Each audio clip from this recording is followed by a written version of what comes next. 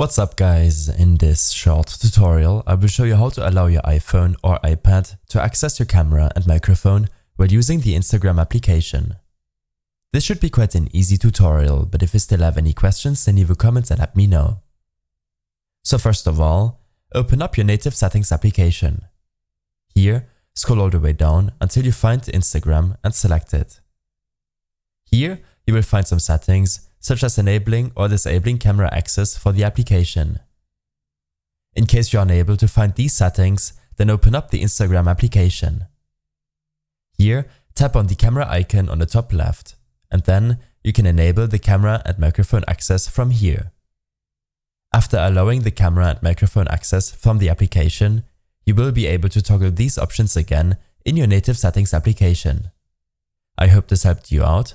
Leave a comment if you have any questions and see you in the next one.